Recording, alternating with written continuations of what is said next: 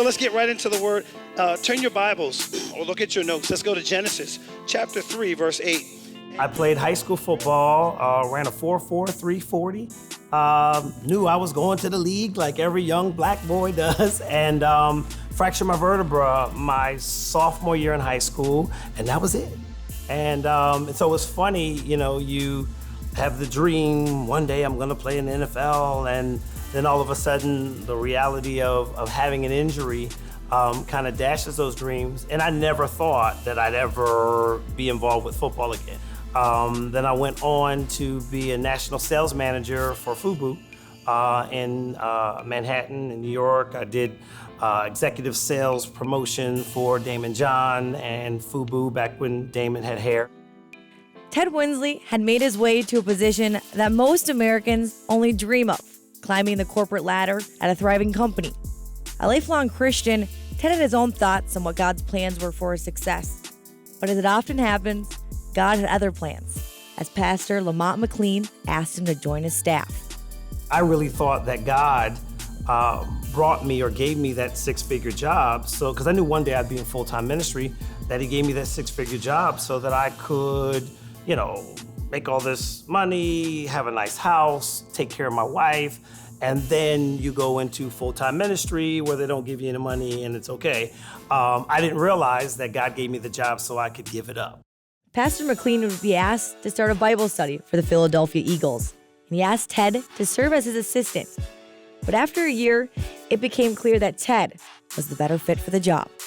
After a little into the first year, my pastor looked at me and said, I'm not supposed to be doing this, because it was interesting. He and I are about 20 years apart, and he quickly realized that they didn't want a father figure, because many of them didn't have fathers.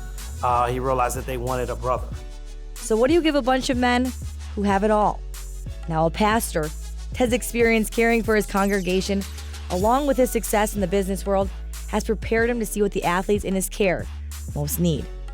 The number one thing that they needed was balance. And I think that's what I learned. And also, I think from my years working with FUBU and celebrities, the major thing I found out is they're regular people. I don't care how much money you give them. I don't care how much fame a person has. If they don't know who they are inside, it really doesn't matter.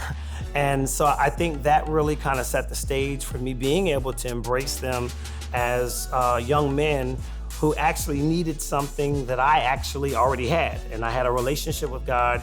I knew what my identity was. I had natural success to the point that I knew that it still doesn't define you nor give you peace. And in an environment like that, until you become grounded and know who you really are, the very thing that you think is a blessing becomes a curse. They're so used to being different.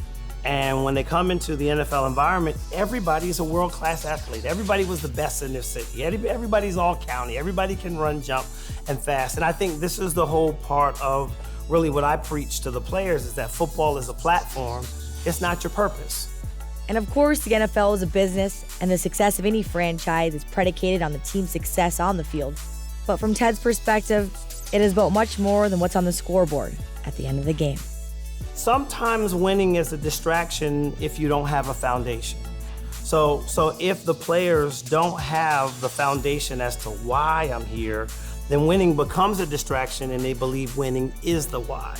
Instead of realizing that winning is the what, Christ is the why.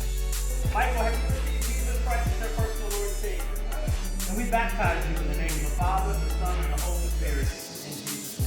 What's happening is what happened in the Bible, and that is that Christianity is not a religion, it's a relationship that's supposed to, if you focus on the kingdom, as a result, there'll be disciples.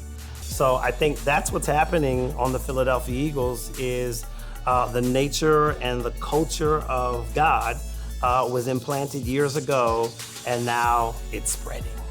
This is a voluntary service that I am blessed to be able to do. But I get paid more than money ever could just by seeing God work in the lives of people and to be able to change other people's lives because of it.